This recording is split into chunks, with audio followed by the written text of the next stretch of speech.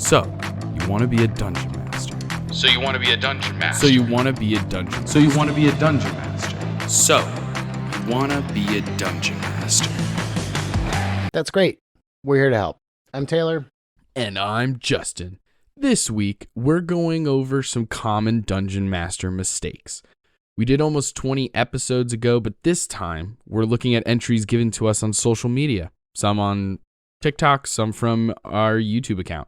So Taylor and I are going to be reviewing these common mistakes, talking about our experience with them, and offering several ideas to get better at them.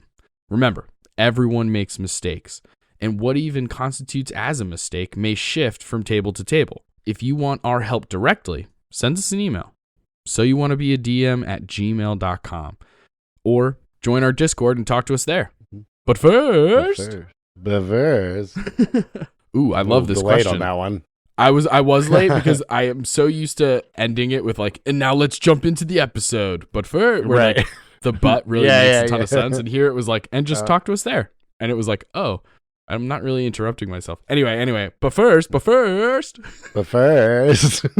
What is Mythos U? I love this question, Taylor. Oh, geez, it's only our Crit Award nominated actual play series on Twitch and YouTube.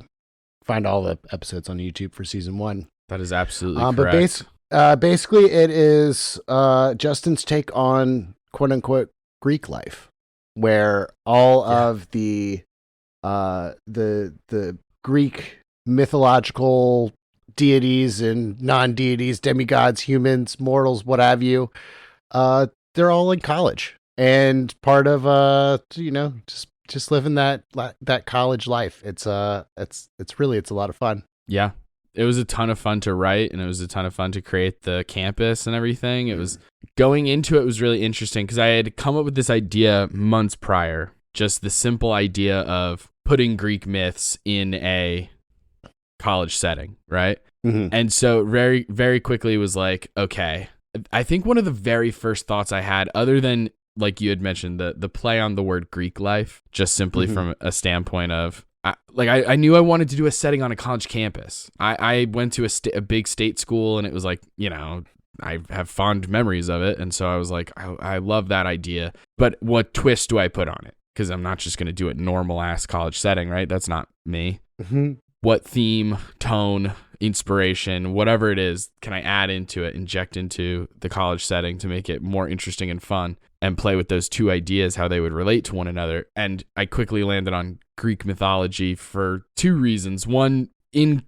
universities, at least in America, there's Greek life, is what it's referred to as. It's fraternities, sororities. Some are co-ed, some are strictly by, genders, I guess. And there's historically black fraternities. It's like a huge part of college campus life in America. I was never a part of it. It's not my scene. But I almost thought about joining the pre-med one, but they actually their hazing was sometimes even harsher than it wasn't hazing, but pledging, I guess, was even harsher than some of the normal frats. You had to run and do laps and stuff. And I was like, I'm not doing that. Gross. I don't give a shit if it helps me get into med school. I don't care. But it is where one of my really close friends, Steven, met his wife. And they're both, I'm pretty sure, doctors, and they have a beautiful son, and it is insane. But anyway, so Greek life, that was the first idea, play on words, ha ha ha, so funny. Then I started thinking immediately, one of the first characters, NPCs, things that I came up with was the idea of the Fates being the college advisors. I just found that stupid idea so funny. The idea of these 3 old women who are just like, oh, honey, you don't want to take that class.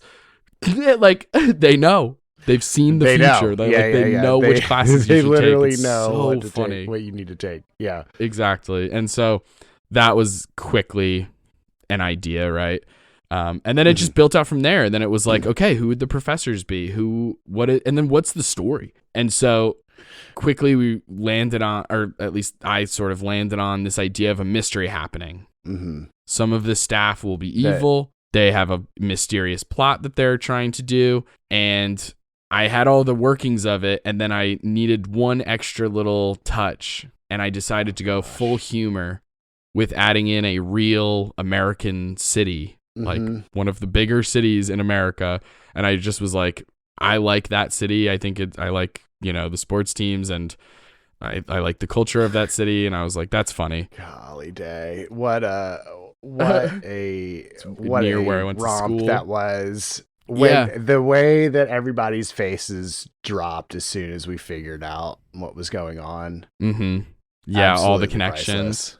And how many connections there were. I even wear t-shirts during the show before it's revealed that reference the things. I even in TikTok videos I was putting out around that time, I was wearing a lot of sports memorabilia that also reflected that town.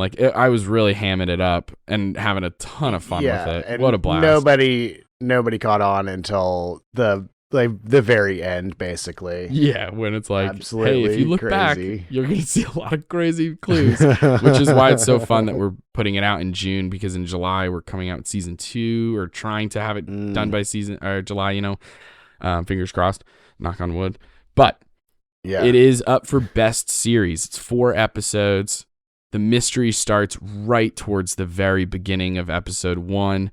We get to meet 6 incredible mythical characters who range from freshman to super senior. So it's a really interesting mix. There's all different kinds of majors and attitudes. And there's one person in the group who straight up looks down on mortals because of her goddess status. And she's a bit of a spoiled brat, but eventually through the 4 episodes learns that friendship is maybe the greatest currency of all. And isn't that something? That's anyway, check us out. Head on over to critawards.org and vote for Mythos U on best series. Yes, it's on maybe the second half of pages. There's over 50 categories. You go to critawards.org. You'll find a link there for voting. It opens up to a Google form. With that Google form, you multiple choice style almost. Click for who you want to vote for all the different categories. I would say if there's a category and you don't know anybody in it, maybe just pass that one. I don't know. I was thinking about it earlier about the ethics of voting in categories where you truly don't know any of them, and it's you're kind of just randomly picking somebody. Is that okay? I don't know. That's a philosophical question that I was having personally, but because of course I went through and voted. So you have all of June. So look everybody up. June 2025. This is when this is happening. We realize that this will always be a part of this particular episode. So if you're listening back to this in later years, hey, you just found a little Easter egg. How fun.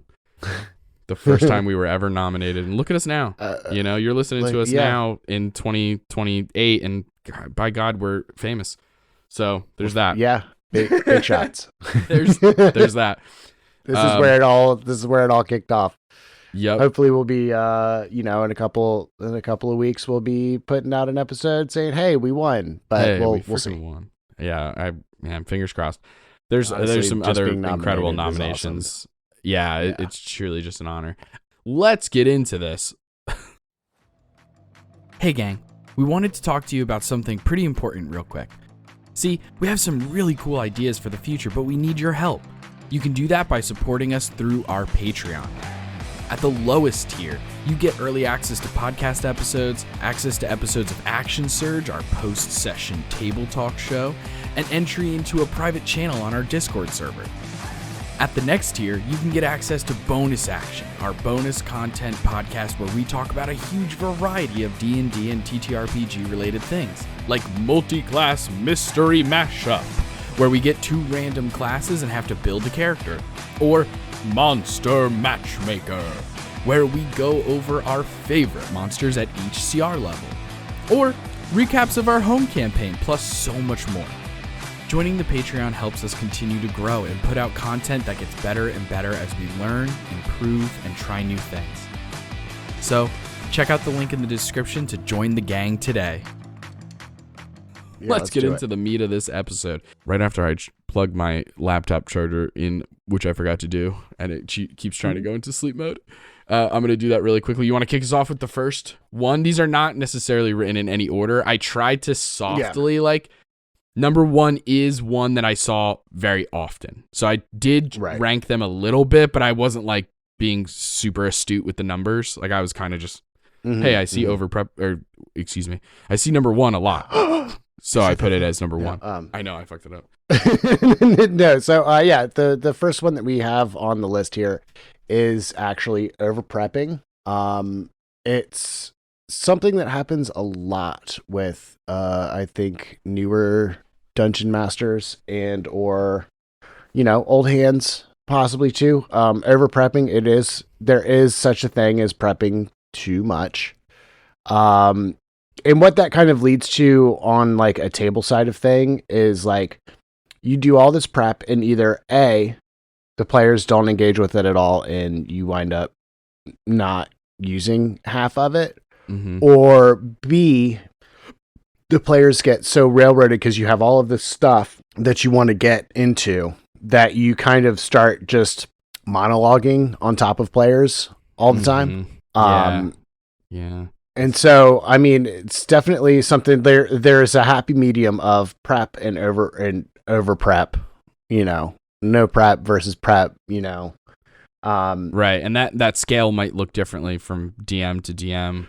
Cause like, right. If you just, I think you're doing the right thing, which is looking deeper than just the word over prepping, like looking deeper into the idea of a DM who is so like gang ho about their own personal idea for the story that they over prep that way and end up railroading and taking away player agency. Because just as it's written, just the word over prepping is like, well, that depends on the person, right? I personally love over prepping because it helps my anxiety a little bit. Like I love to improv and stuff as well, but I also love to just be prepared.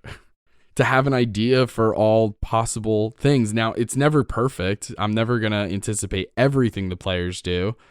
Obviously, with actual plays, it's entirely different because there's just way more communication because we're only scheduled for these days and we need to finish the season, so it's just different. But for home games, it's like, I still love over prepping. I still am like, listen, if they go left, here's what might happen. If they go right, here's what might happen. If they go straight, here's what'll happen. If they turn back, here's what might happen. And then I just have all of those ideas. Now, of course, they're going to choose to go up, which is like not something I planned for. Naturally. And that's normal. You have a couple of options. You can use one of the other preparations that you made and just one of my favorite it. Things to do. Yeah, you just substitute it in, no problem. Or you can just come up with something whole cloth based on the other things you've come up with or something. Or, hey, now you know that you need to prep for also up. Next time now you'll be prepared. Yeah. And it's different person to person in the context of like, I enjoy the prep, which is why I personally have no problem over prepping. But if I didn't like the prep, if I was like laboriously over my desk, just sweating and just like cursing at the moon, being like, God damn these players, they could do anything. My contingency plans are all out of whack. Like if I didn't like it, then yes, I would need to find another system. Not system as in D&D, but system for prep. For prep, yeah. Yeah, maybe I practice my improv even more. Maybe my prep starts resulting in having a ton of monsters potentially ready, and that's as loose as I need to get my prep, For me, I like to keep my prep kind of loosey-goosey because I kind of don't like the prep side of things. But it is very much okay, I've got a set of magic items that I'm ready to give out at a moment's notice for whatever reason. I've got a handful of monster stat blocks that I've got ready to rock and roll. We have the bullet points of the story that we want to hit. And when they come to that intersection, right, left, center, or back, if you go right or left, it's going to lead to the same place. I mean, I hate to say it, that's kind of how it goes. But for the most part, some of these choices in the game are illusion. You don't have to have a right, a left, and a center set in stone. You could have one encounter ready to go, and then they choose which way they're going to go, and maybe it flavors the encounter a little bit differently, but you can have them all lead to the same place. I mean, yeah, and then totally you just have to ask yourself, am I playing with players who will also backtrack? In which case, you might need a second option. That's very true. Because they're like, now that we've checked the left side, let's go to the right side. And if you really did only play one, then you're the like, tunnel collapsed. There you go. There's always options. There's always options.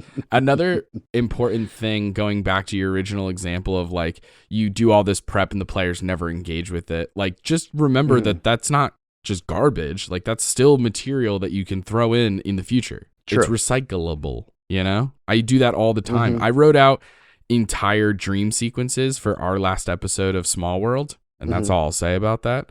But they didn't come up, right? Yeah.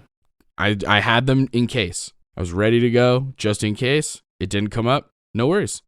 It'll come up eventually. You guys have to take a long rest eventually. It's like the what is it? The crumb catch? The crumpet. The crumpet. Yeah. That's such a funny bit. Hey, you guys want some crumbs? We have all of them. No, we're too busy. We're too busy. We gotta go. We'll be here. And I know you have So some very funny. interesting things. Of course I did. Are in. I had the crumpet yeah. prepared as soon as the crumpet became realized, because that was not me prepping. I prepped to give people at home a very soft idea. I don't want to spoil too much for Small World because it's a show that hasn't even been announced or anything. Another project we're working on. But suffice it to say, they're in the kitchen. Okay? There's the Lazy Susan Saloon, the pantry towers, and the refrigerator. And those are the main hubs of information, of items, of NPCs. Those are my prep. That's my prep. And then randomly one player is like, during the game, on camera, is just like, hey, can I go underneath the stove and can we call that the crumpet? And I said, yes, because the name's funny. You already came up with the name. I don't have to think about the name. That's amazing. Right. It's underneath the stove. We're teeny tiny people. I already know so much. Do you know what I mean? Without ever prepping. Like, I already in my head, I'm like, duh, I have it. There's a ton of crumbs. What falls underneath the stove? There's an orange Tic Tac. There's a burnt chickpea. There's a piece of pasta that's uncooked. You know what I mean? Like, I can think of a bajillion things. And then I just thought of a very tiny little toy really quickly who runs the crumpet, and that's Mighty Max, and that's easy. And so it was like all came together really beautifully. But then, of course, between episodes, I prepped.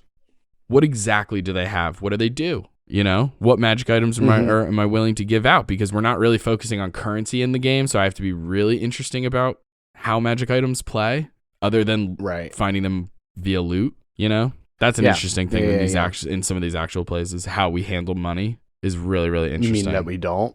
Yeah, which is really like, hey, you guys can go shopping. Everyone gets one item, and that's just how this works.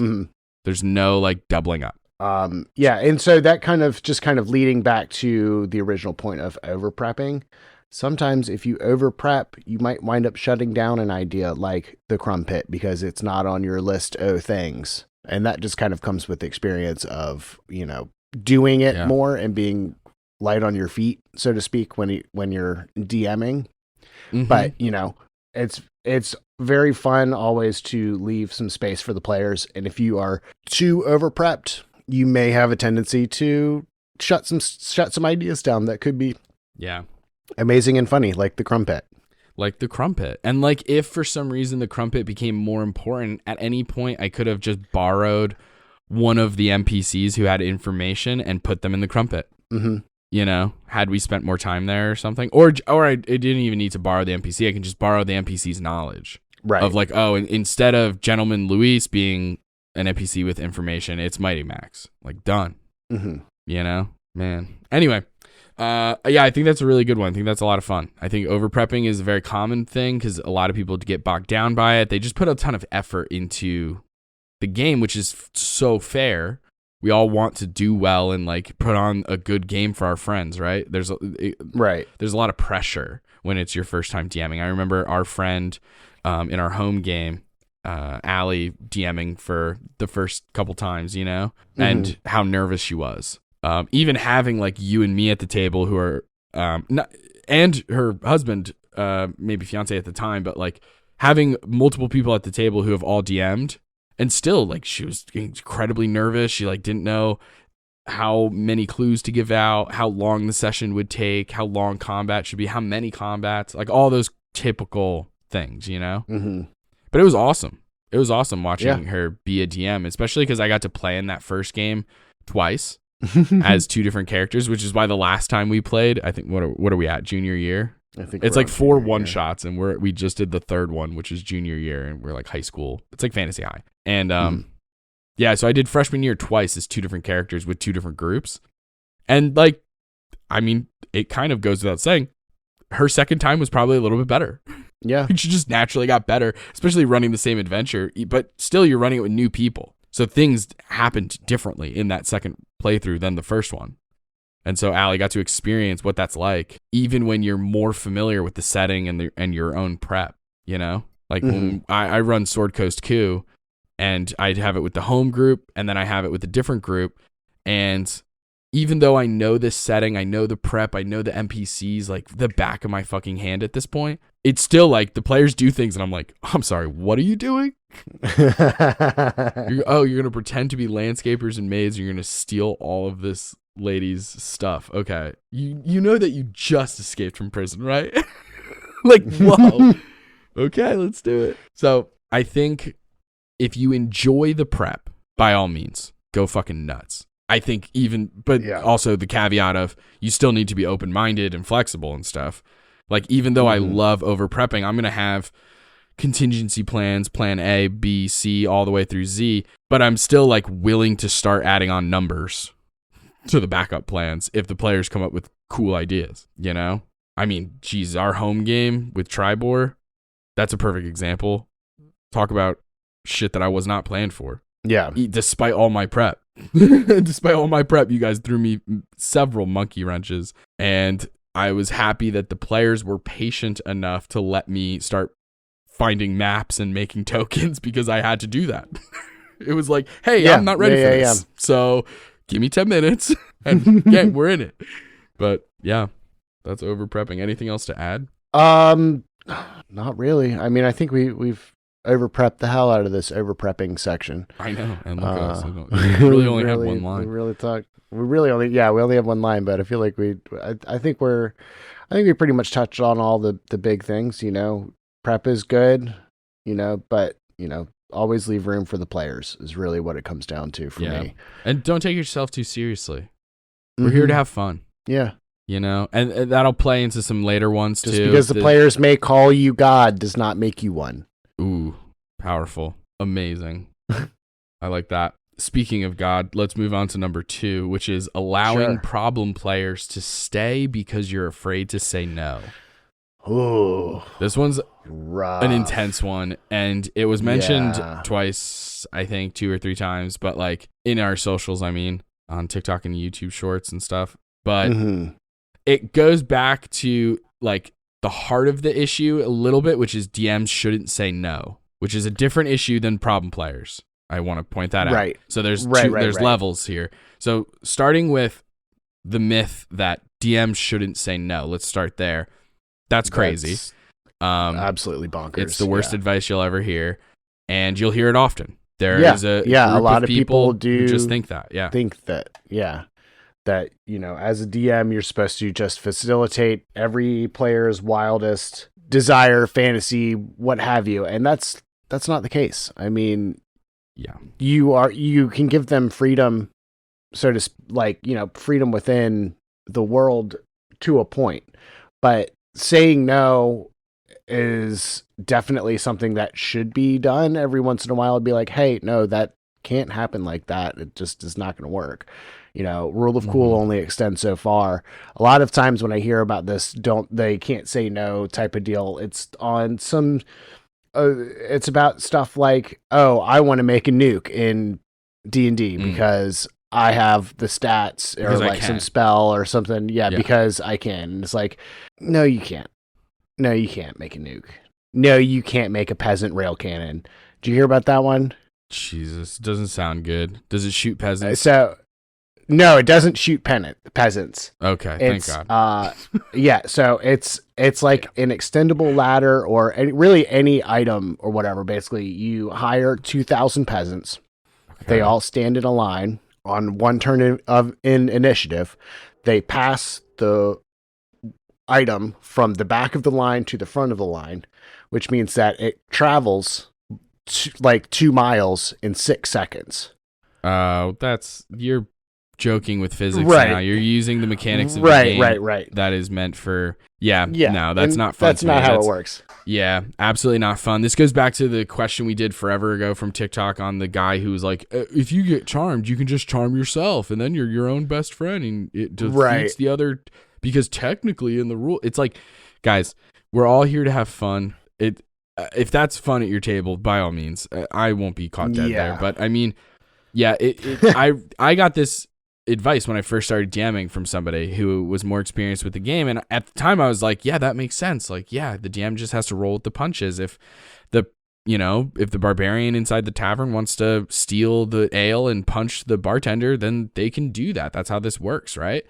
I don't get to control that barbarian. I just control the consequences. And in that example, like, yeah, okay, you could play that out and have the consequences. They get arrested, whatever it may be. But also the idea of like the DM shouldn't say no is so easily defeated when you start thinking about how fucked up people actually are, unfortunately, in this world. Yeah. And the idea that so often no is one of your strongest safety tools. Yeah. That's saying no. So this is getting into the problem player bit. Yeah. Yes, and this is exactly. It gets into the problem player bit because there's so many times when players are gonna do things if you don't know them well enough, or maybe you know this person decent, but you've never played a long-term campaign with them. Things come up, you never know. Some people do use this kind of shit as therapy or venting or whatever it may be. Power fantasy. There's character bleed in the other direction where like they had a bad day at work and they come in and they're just like a dick during that game of D&D. Right. You're like, whoa. Or vice versa or whatever it may be. But like, it's so important to have boundaries, to have limitations, to have a discussion and communication about what's allowed at the table, what's not allowed at the table. And by the very nature of that, there are times when you are going to say no. And it just is such an important thing. I can't help but think of like the safety things of being like, hey, do you want your player to have romance? No. Okay, done. Like, right. What? Like, that's insane. What if the DM feels that way though too? What if the DM is like, hey, I feel super uncomfortable flirting with friends. I'm not about it. I don't want to do it. I know it's make believe, but like, I'm just not comfortable with that.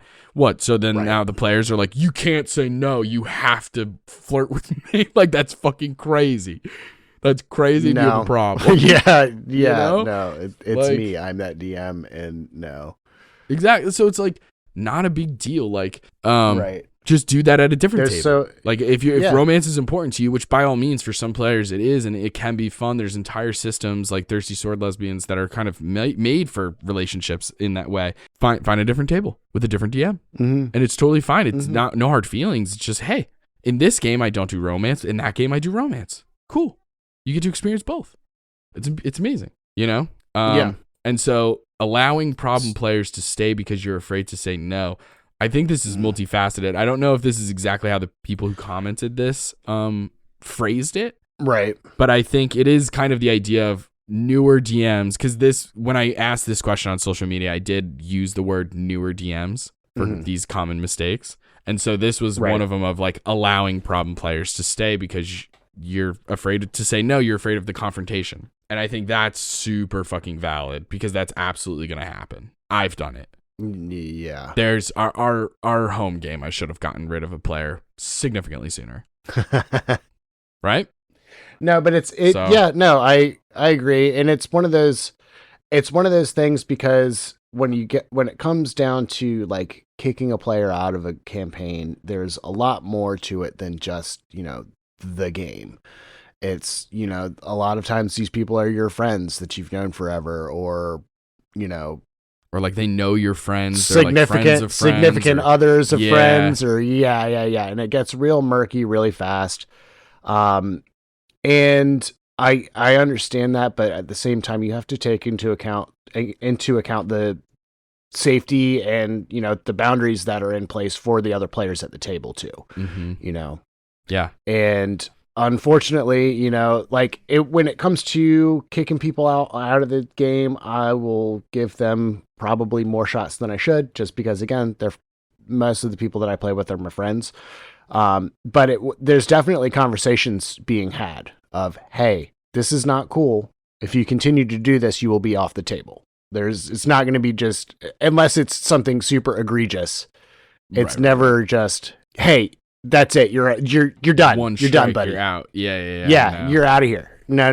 There's multiple conversations. They're uncomfortable. They suck, but necessary again for the safety of everybody at the table and the 100%. the well-being of everybody else at the table. It's not just one player. If one player is causing everybody else to have a bad time, that one player needs to have a talking to, or they need to go. Yep.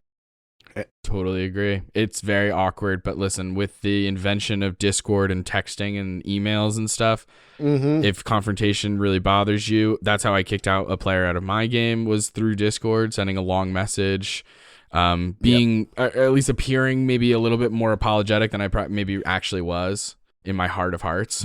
Right. You know, go into that corporate speak. Yeah, exactly. Of just kind of being like, hey, listen, I'm really sorry that I have to do this. It's not what I want to do, but unfortunately I've been backed into a corner in this situation, whatever it may be, to help you feel a little bit better about not starting a fight or something. But like Taylor said, it's for the greater good, which is crazy to think. But yeah, it really is. It's like, it's so important for the longevity of your game and your friendships in many regards, depending on what is happening to cause you to kick this player out.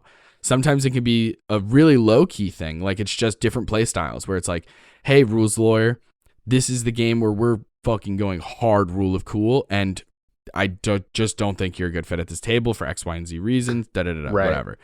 And then there's times where it's like something really serious, where by allowing that player to be here still, you're indirectly and quietly affirming what they've done in a way as the DM. Right? Like you may not believe that, but your players might think that. Your players might be going, wow, this is okay at their table. This is allowed. People don't get kicked out for this. What else don't they get kicked? You know what I mean? And it starts this kind of weird thing. At least that's what goes through my head. Maybe it's because I have an issue thinking about what other people are thinking all the time anyway. But I do think it's important to address. I agree that given, it depends on what it is, but I agree that there should be some sort of like, it sounds crazy, but getting back to this like corporate idea, there should be like a system of like a verbal warning, a written warning, and a final warning, you know, like, boom, boom. You're freaking gone, dude. I gave you another chance. Now you're gone. Like, I'm cool with giving people second chances to grow and get better. Like I had a player come in really hard with like this idea that, even though I was very clear, he came in with this idea of like, okay, high elves and wood elves, like they hate each other. And my character thinks that high elves are snooty and just like kind of like real subtle racism in a way, like that. I was just like, I already told you that that's not a thing in my world. Like if you go by D&D books, most of the time, especially older ones, orcs and elves like fucking hate each other, right? And I'm sitting here telling all my players, session 0, not in this world. I don't care. I don't care what the D&D lore is. I don't care what R.A. Salvatore wrote or Gary Gygax. They can go fucking rot in hell. Don't care. No offense to them, even for specific. I mean, Gary Gygax can actually burn, but like, I don't know R.A. Salvatore enough. But like, regardless, it's like he came in with this idea, and I was like, "Whoa, bro, this is crazy." He said something during a game to another player who was playing a high elf and said some fucked up shit, and it was like, "Whoa, hey, that's not cool. We're not gonna fuck with that. I need your character to either retcon this so that it just didn't happen, or I need your character to immediately have an epiphany that was fucked up and that all elves are fine. Like, get the fuck out of here." Yeah. And he did for the most part, or at least he was making strides towards it in a way that felt a little meaningful to keep him aboard. But the flags were there, and I ignored some of them for sure because of not wanting to have confrontation. Not to mention there's behind the scenes little things. But yeah, it was awkward. It sucked, but it was the right thing to do, and I think the game has only gotten significantly better because I can't tell you how many times, I'm sure you felt it. I can't even fucking imagine as a player. There were so many times where things were awkward, things were weird, and it was like, I'm not even looking forward to the game because I know that there's going to be like bullshit about this or that, and At the time, I was Yeah, still I drinking too, mean- so that only exacerbated things during some games. But that's my own thing. There were Woof. definitely times with that player where I was like, okay, I've had enough. I know your wisdom score kind of sucks. Make a wisdom save, hold person, and we're going inside. Yep. Just because I'm not dealing with it. Yep. Yeah, there were a couple times. And- Yeah, where it literally did become PvP to a certain degree. Where it was like, Yeah. damn. Yeah. It's like, dude, you're being a problem and it's making everybody uncomfortable, and I'll do something about it because Hell yeah. that's kind of who I am. Yep. Well, But- it was necessary. Yeah, I know. And Yeah. look at us now. So, Look at us now. Look at Yeah. us go. I mean, talk to your friends. Talk to maybe not, Yeah. there's another person at the table who has DM experience and whose opinion and morals you trust and stuff, and maybe that's somebody you can confide in. Send us an email. So you want to be a DM at gmail.com. Yeah. Give us Hell their yeah. contact information. I'll call them right on the fucking pod. Anyway, I swear to God, I'll do that, dude. That would be content, dog. Oh my gosh. Do you like Hell this? yes, dude. have you seen Actually, the- hilarious? The Brick and Jubal, like, what is it? Like the second date update stuff. Does that come through your feed at all? I think so, maybe. Or it's like basically like they'll get somebody who like they have a first date and then the person ghosts them. And so they get on the radio and have the DJ call that person from the radio station, get them on the phone and be like, hey, what the hell happened, man? That's And so then it funny. always turns into, oh, actually, this person is bat shit fucking crazy. And they didn't tell you this, but here's what actually happened that night. Yep. And it's always great, Exactly. great tasting tea. I love it. That's really funny. All right. Well, let's move on to the next one. Number Sure. 3, making encounters too hard or too easy. What a classic. Yeah, this is tough. This one comes with experience. It's hard to just be, hey, this is a mistake. This is something that every dungeon master goes through, is Oh, yeah. figuring out that balance. Yep. Because there's Um, too many variables. There's too much nuance to get it right perfectly in the beginning every time or something like that. It's constantly making adjustments. Soon you'll feel more comfortable making those adjustments on the fly, which is really helpful. That's like the big brain move, is like changing HP, changing AC, reducing or adding damage or legendary resistances or actions or lair action or whatever it is, you know? Mm-hmm. Doing that on the fly, that's big brain. That's what you're trying to get to. But until then, I think using the XP calculators can be a helpful starting point. And then it's just practice straight up. Just do a couple of non-important, like plot-wise or like story-wise, some non-important combats. You know, you're fighting wolves in the woods. You're fighting a band of goblins, Right. bandits, like easy stuff, like simple stuff. And that can help you gauge how, like, where your players are at, where things go, what their weaknesses might be. Like maybe you start to notice that like there's not a ton of range in the group. Right. Like one person has a longbow, but like they never use it. They're not good at dexterity, so they barely use it, or something like that. For example, oh, they're all spellcasters. I didn't really even think about that. Oh, that's interesting. Oh, there's no spell. Oh, that's interesting. Oh, they actually don't really have a designated healer, and you'll start to notice little things, and that helps a ton because every group is different. I could have multiple tables that are all level 5 and the same number of players. And so according to calculators, I should be running the same difficulty encounters, right? Wrong. Depends on the magic items. It depends on the players. It depends on are we min-maxing or are we just building characters for goofs? Are there, you know, like with dump stats and all that kind of shit? How serious are we getting? So there's a million. How many rests have they had? How are their resources? There's 1,000 other variables outside of challenge rating to consider. So it's okay to get it wrong numerous times, whether you're new or very experienced. It happens. Right. Yeah. There's definitely, you know, when you're doing, especially like a long form campaign where you're doing multiple sessions in the same, like, you know, years worth of sessions in the same setting. A lot of gauging, because even characters with the same party comp and all of that are going to play differently. So it really comes down to table by table, figuring out what those weaknesses and strengths are, and eventually you'll hone it in. But there's always going to be an encounter that's too hard or it's way too easy.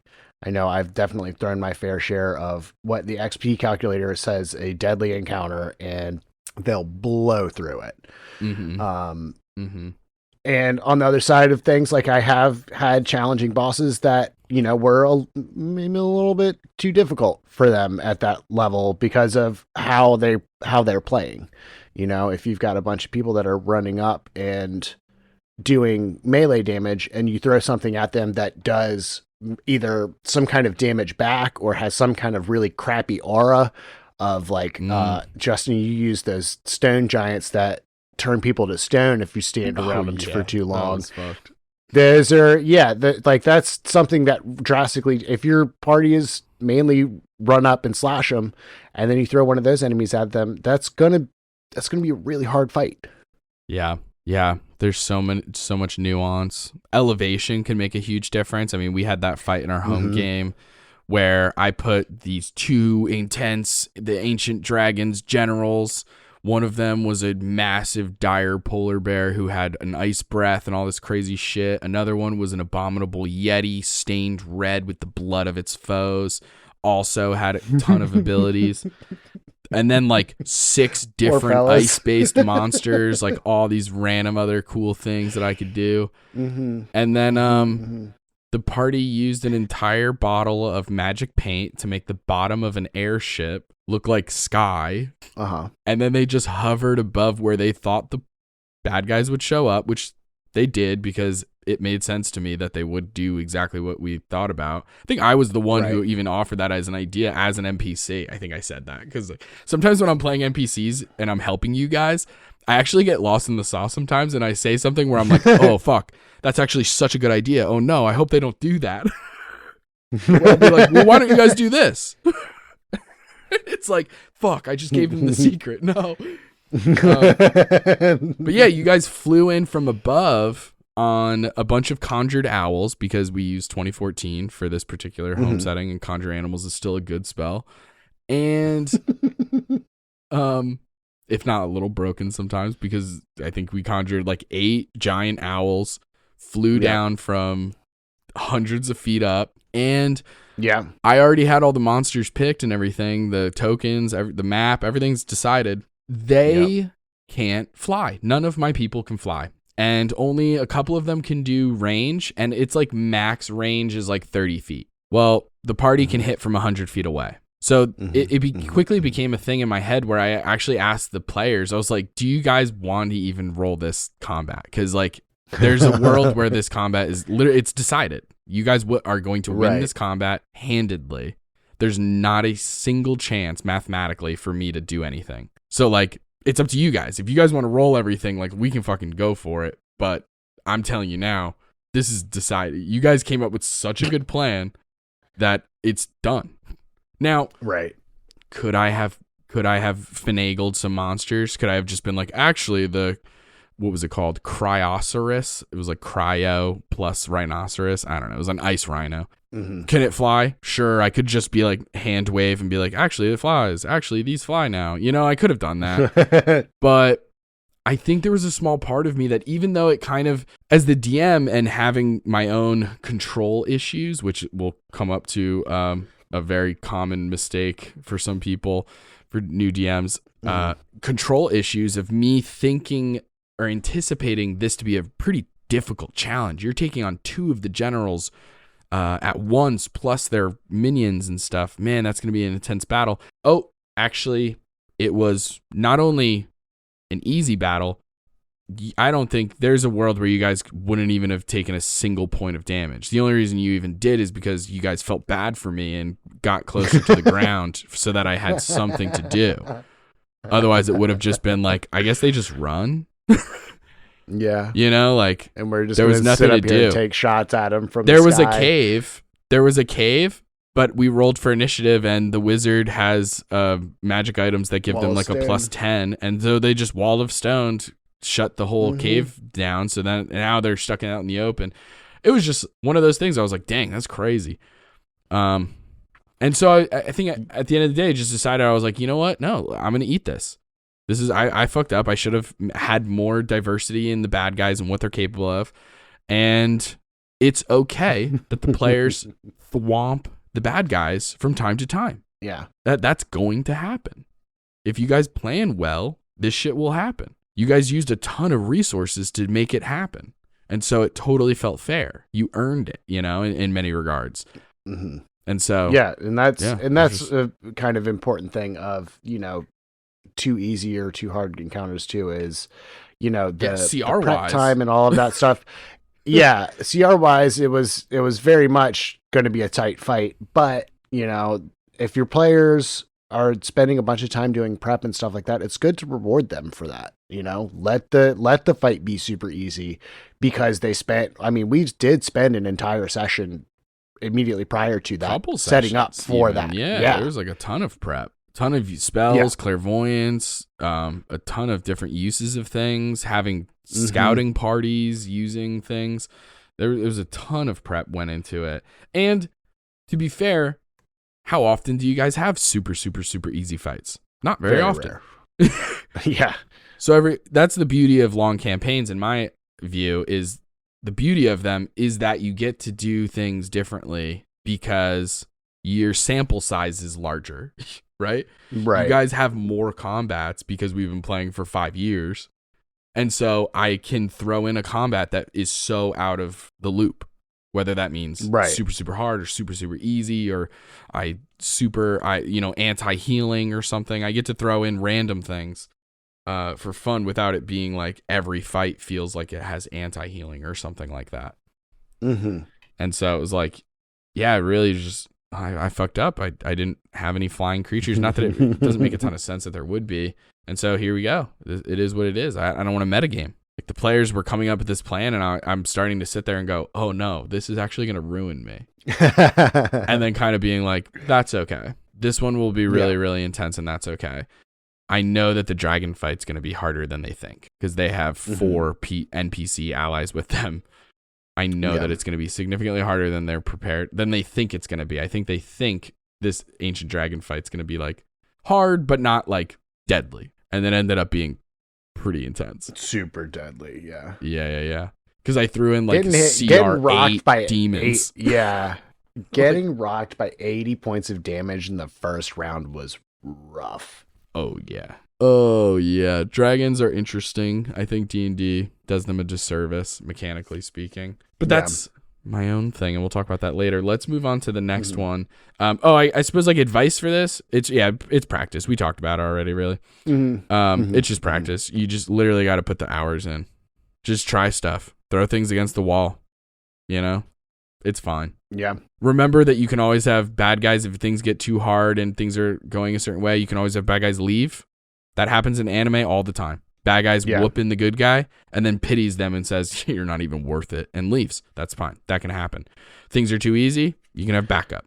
That's, there's a million different ways. You can have NPCs that are either helpful to the allies or to the bad guys show up in the middle of the fight. If it is too hard, you can have another, couple of people show up to help the party. I've definitely done that. Yeah, before. The Riders of Rohan. Exactly. And then just the Riders. Dad! Fucking love Lord of the Rings. Holy shit. Okay. Number 4, giving out. We won't even spend that much time on this one because this one's so classic, but also pretty simple. Giving out too many or too powerful of magic items. Classic. Oh boy. We've all done it. We all do it actively. I mean, there's really no way to anticipate because honestly, your players are going to find wild ways to use these magic items that are not in the spell description, are not in the description, but like technically are, and they're going to use them in weird ways that you're not going to be able to account for. And it's just going to happen. And that's just part of the game. I don't think that there's really anything that you can do about it other than, if you find out that you do have some way too powerful magic items in your party, maybe hold off on handing them out for a little while. Yeah. I mean, that's what it Let him is. settle It's down. all just about figuring out how loot and money works in your world in a way to balance what you're comfortable with, because magic items can make huge swings. Yeah. It takes it, And it like, especially ones, there are some magic items that are cute and fun and they're awesome. Like for example, the magical paint, very powerful, but also depends on the creativity. It depends on you remembering you have the item, using the item in fun, interesting ways. And like, sometimes that means holding on to the item and knowing when not to use it. You know, like there's so many different things. Whereas an item that just straight up is like +3 to your spell save DC, like that we know is already so powerful. Right. Things that give And permanent bonuses like that, those are, you kind of already know. Obviously a +1 isn't going to like break your game or anything too crazy, but sometimes I think things that affect spell save DCs, I think those are already so powerful. Storing spells, really fucking powerful. And then like past that, it really comes down to things that can cast spells. I think anything that with spells, I think are really, really powerful and kind of scary.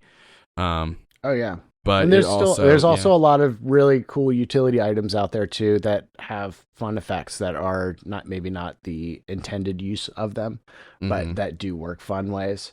But it really, this kind of blows back to the last point that we just made of, making encounters too hard or too easy. With the magic items, if you've given them, too much powerful stuff, then it's time to look at your balance on your encounters. Now they're more powerful. Now they have more, like the party, it has, more power and stuff like that. Now we're looking into, you're up in the difficulty on the encounters. Absolutely. Yeah. Yeah. You just keep that adjust, in mind. And then like adjust for the items.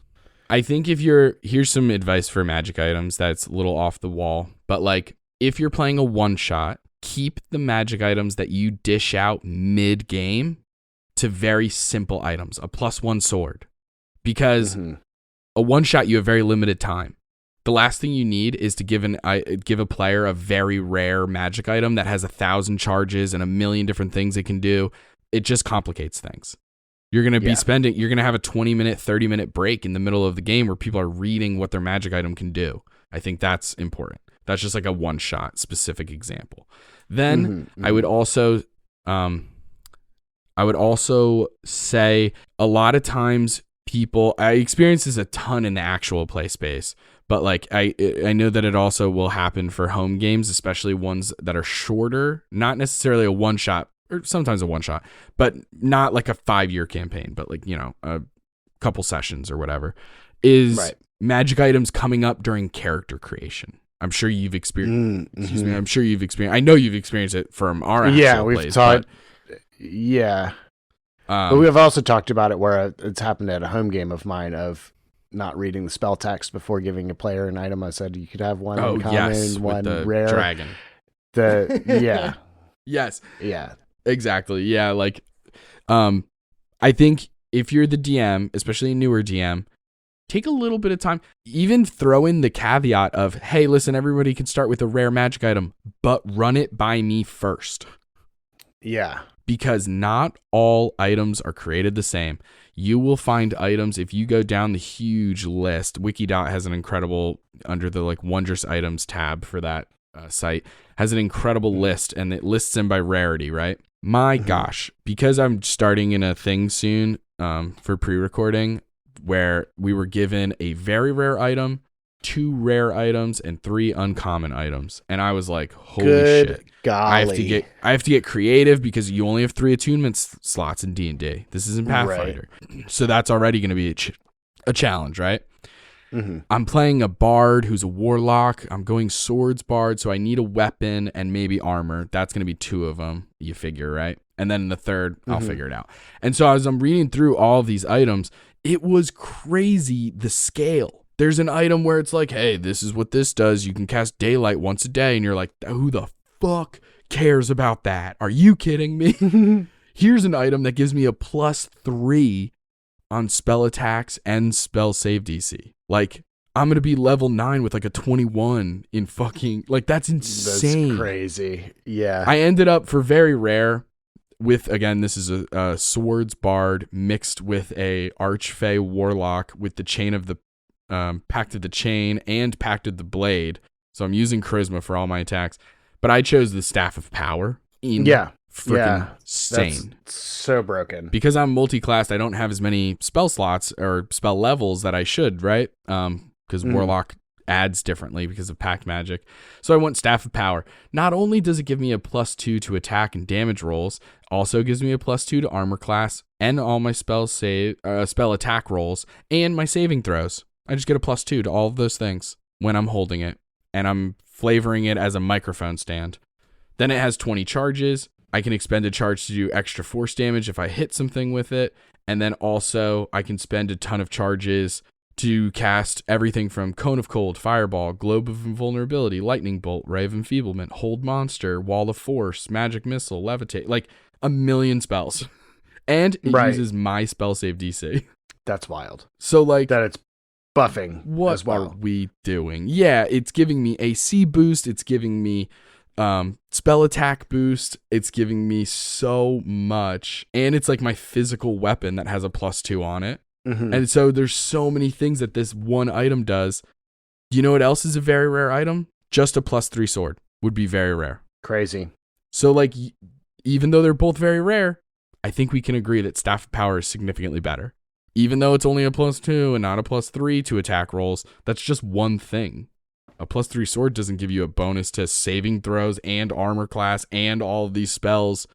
You know what I mean? Right. Like, so that's what I would say is it can get really risky if you as the DM are just quickly being like, hey, just for fun, since you guys are starting, you get all your normal starting equipment and then you get a very rare item or legendary item. Like, be careful about that because some of those items are bonkers. And so you're going to have a discrepancy between the table because you're going to have a player who maybe isn't interested in going through the entire list of items and just picks one quickly.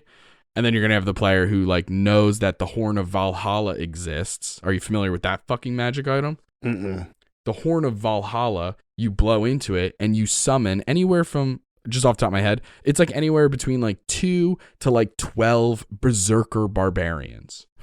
Oh my God. Yeah. And each of them has like 50 hit points. What are we talking about? Do you know what I mean? Like, it can get crazy what is possible for these magic items and stuff. So go over them is the point. Have your players come to you and be like, can I have this? And then figure out if it makes sense, you know? Also, some magic items can be really like specific to the setting, right? Like if you're doing a survival campaign, then a robe of useful items, it just became a whole lot more useful. You know what I mean? I had that during, I played a one shot that was kind of based on Hunger Games a little bit. Imagine being in the Hunger Games pit and you have a robe of useful items. It's like, guess what, man? I have multiple healing potions. I have rope, a ladder. I have a pit. I have 2 mastiff dogs. I have a horse I can pull out. Like so many things I just have now. It was insane how helpful it was. But in other campaigns, it wouldn't be as helpful and therefore not as big of a deal. So sometimes the setting will also decide some things. But yeah. I think so the next one that we have is thinking that you're the only driving force behind the story. I think we kind of talked about this a little bit with over prepping. Yeah. But it's the idea that like oftentimes, especially a new DM, because it depends on some new DMs do it for the love of the game and because they want to have fun with their friends and like be the person. But sometimes new DMs are doing it for all the wrong reasons. It's because they're like, now I get to be the DM. I get to decide what's up. And it's like, whoa. Listen. Right. Yeah. So you might be in a driver's seat, but it's not the only driver's seat. Yeah. It's definitely, you are the one technically with all the plot points and all of that stuff. But the players still have agency. The players still should have a say in how the story goes. Period. You're not. I said it. Yeah, I said it earlier. Just because they may call you God does not make you one. You are, every person at the table is valid. Their stories are valid. Everything that they want to do should, within reason, be allowed. Remember, still okay to say no sometimes, but really and honestly, that's more for just problematic stuff or stuff that will break your game.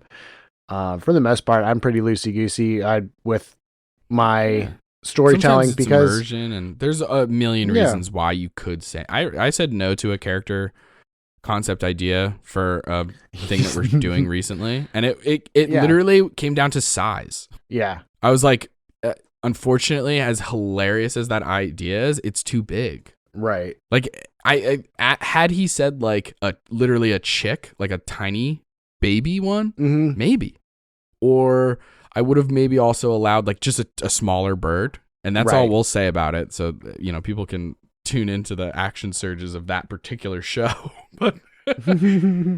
But yeah, no, I mean, I think the other thing with this particular quote unquote mistake, thinking that you're the only driving force behind the story. The other thing, because of everything that we've talked about thus far has been DMs being a little domineering and controlling the story and not letting their players do things. But it can also be looked at as like DMs feeling this insane responsibility and like weight on their shoulders that they have to produce all of this stuff. Yes. But also remember, your players are there. They're part of the story. They're part of the world.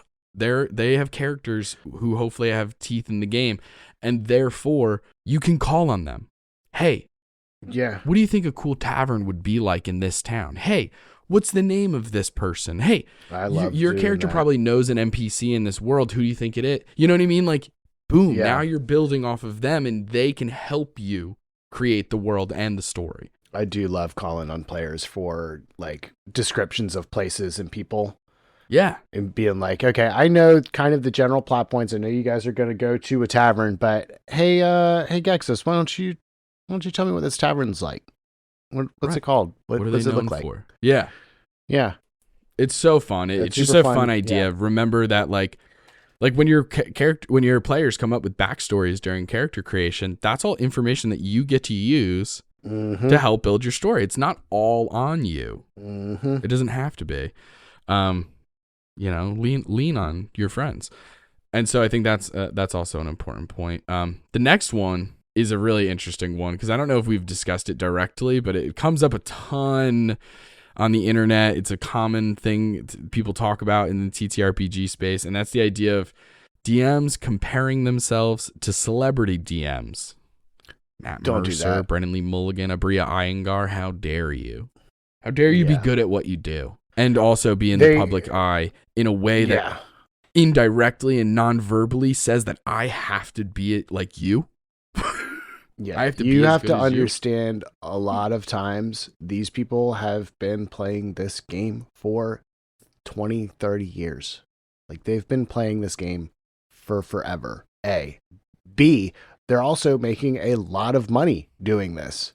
It's and literally C, a career. It's totally literally their job. It's literally their job, and they don't go to work and like tippy tap away at punching in numbers for some corporate bigwig. They literally go to work to write for D&D. That's their job. Yeah, and they have. It's okay to use them as inspiration. But if don't ever compare yourself to them because they're like I said, that it's literally that's their job. 100%. And no one's the same. It's totally fine. Like you can have your own personal tastes when it comes to like, oh, I really like how Matt Mercer does this. I really like how Brennan does this, or how Bria does this part of her style or the way that she presents a story or plays characters or whatever it may be. But also keeping in mind that they have so much years of experience with the game, but also years of experience with performance in various ways. Yes. Matt Mercer is a professional voice actor. Yeah, he's good at fucking voices. No surprise there. That's stupid to even bring up. Then you have Brennan Lee Mulligan. Wow, he's so quick on the draw. He literally was an improv coach for years. He's an improv comedian. Yeah. Like all of these things play into their DMing styles, and that shapes how they DM. And like Taylor said, you can use it as inspiration. You can use it as like something to strive for in certain aspects. But I think just even comparing yourself to your friends who are DMs, I think is maybe a slippery slope, because it's like it's never a healthy thing to compare yourself to others. Everybody's different, and that's what makes the world beautiful. Yeah, you just find out what works for you, what works for your table and the stories you're trying to tell. And you can always borrow little tricks and like find different things and test them out, see if they work for you, see if they don't. Abria does this really fun thing where she will sometimes, in a very fun, like fourth wall breaking a little bit way of being like, okay, you rolled a 2 on your perception check. Here's what you don't see. And then she'll describe it. And then it's on the entire table to be like, okay, now I have to pretend like I don't know that there's a monster behind the corner, but I fucking know there's a monster behind the. And like that's an interesting choice as a DM to make. That not always is that the right move necessarily, but like Abria does that. And I've heard in games where they've played together, Matt and Brennan and all of them, you know, I've heard them comment on that. Like during that adventuring parties, I've heard Matt, I think, brought it up, or Brennan, one of them brought it up and was like, oh, Bria, you do this thing where da-da-da-da-da.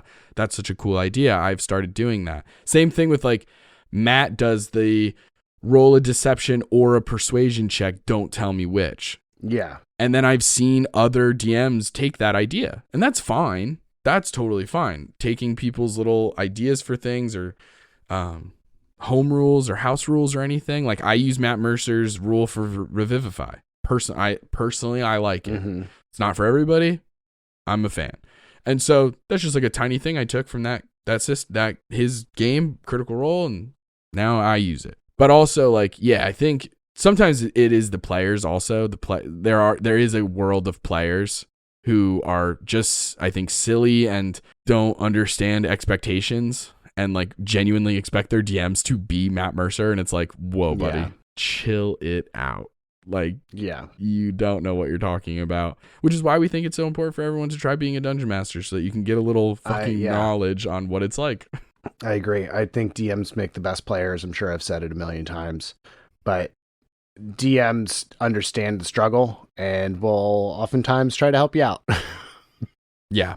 They will intentionally not make things difficult. It's the players who think that the game revolves around them because they're the player and they should have full agency to do whatever they want. This goes back to saying no to people.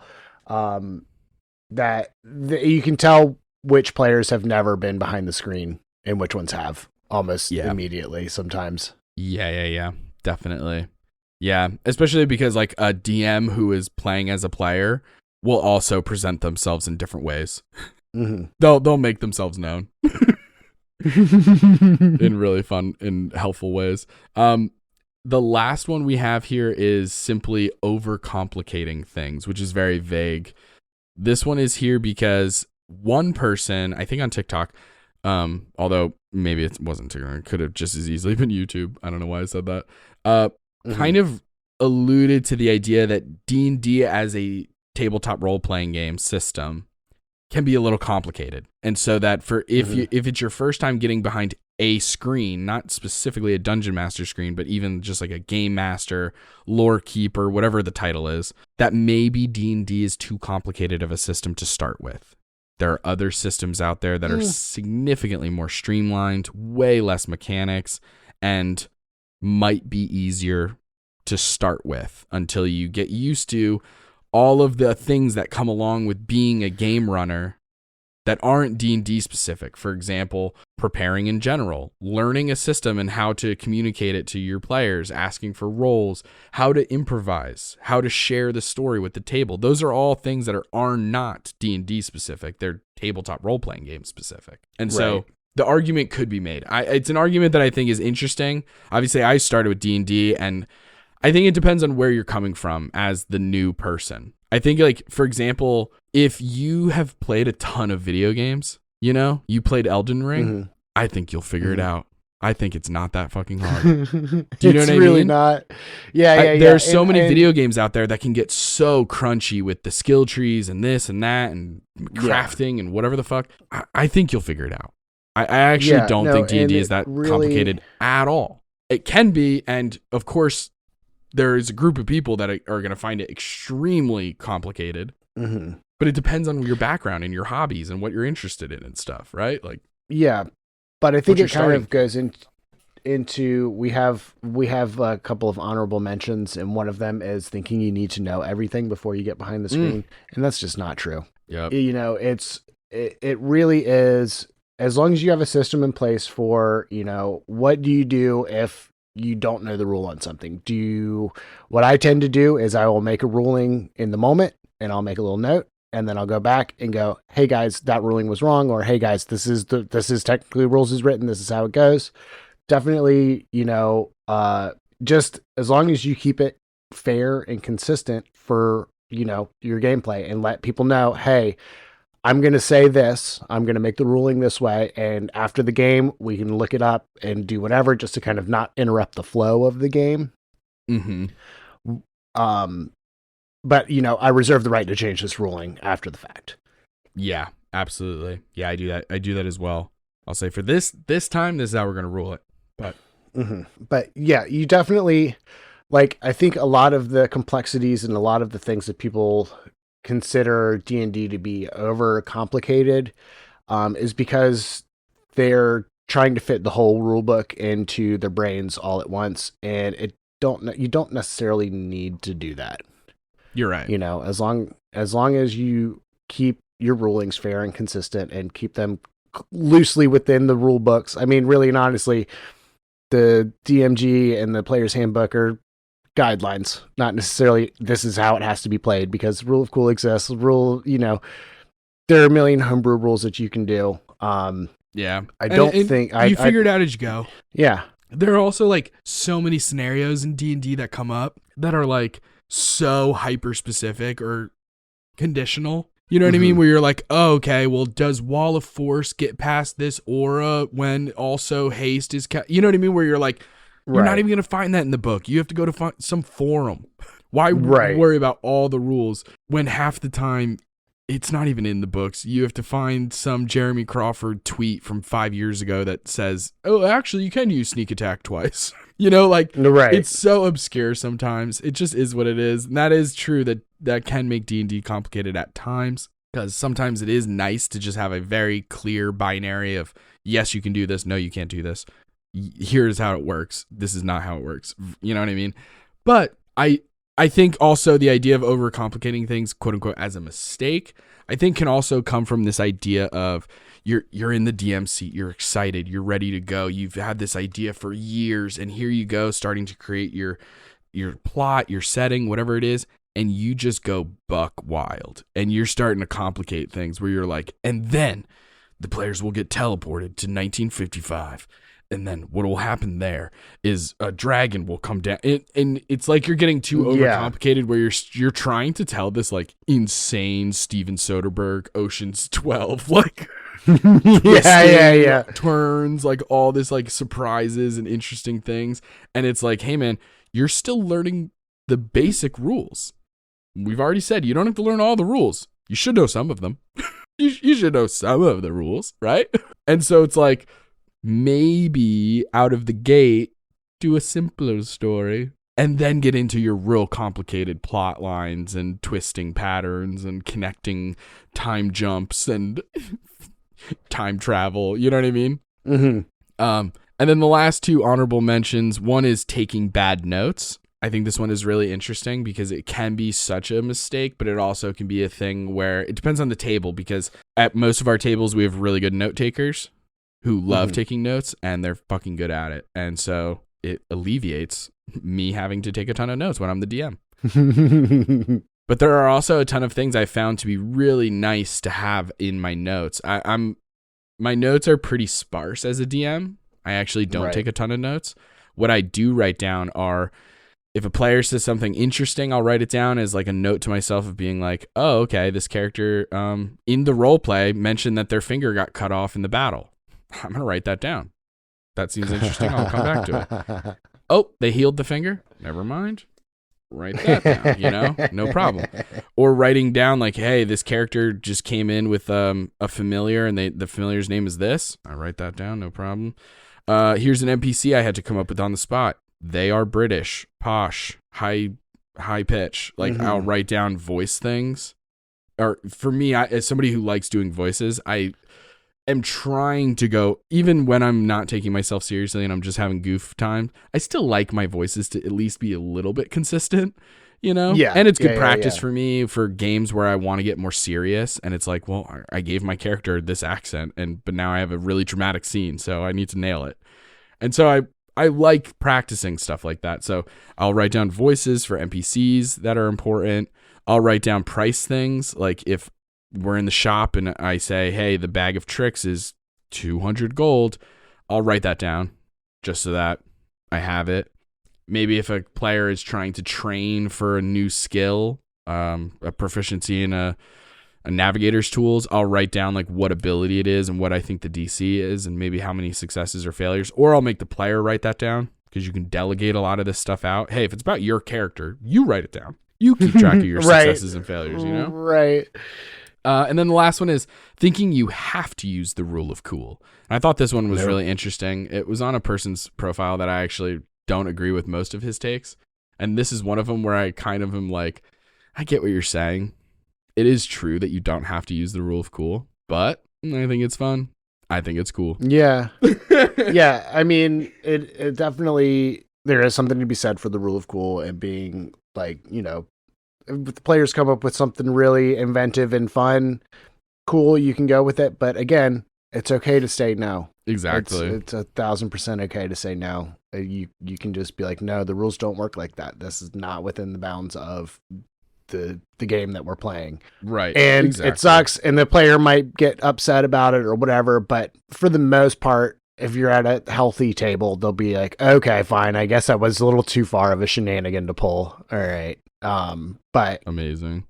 it's definitely you don't have to do rule of cool. It is the rules are there for a reason. Like, you know, the game is more balanced if you go by the rules as written. Yeah, for sure. For sure. That definitely is true. I think 90% of all of your problems will be solved with communication. Session zeros, check-ins from time to time, whether you decide to do like stars and wishes or, you know, rose and thorn, whatever your thing is after the sessions, the cooldown kind of thing. I just think any of that is going to avoid a lot of these problems before they even start. Like the idea of the DM not saying no, like, hey, you can put down those guidelines and boundaries right from the jump. Then, hey, I've already warned you that this is the boundary. So now that you've crossed it, this is already your second warning. So there's a ton of different things that you can just go over in those first early sessions, you know, and avoid so much of this. And I think, you know, it really all goes back to this idea that that President Lyndon B. Johnson loved Fresca so much that he actually had a fountain installed in the Oval Office. You can find us on TikTok and Instagram and say you want to be a DM, or you can ask us a question and say you want to be a DM at gmail.com. If you liked the episode, don't forget to give us 5 stars and a review wherever you found us. Check out the Patreon, the Twitch, and our merch with the link in the description. Join us next time for more Dungeon Master tips and tricks. Bye. See you. And now I get to shout out the members of our Patreon gang. Nub Muffins, may Paylord's light shine upon you. And then there's Tappy, Molly, and Elijah. Thank you all so much for being members of our Patreon gang. Remember, you can find the link to that in the description of the episode. And also remember this, we love you. Thanks again, and tune in next time for more tips and tricks from So You Wanna Be a DM.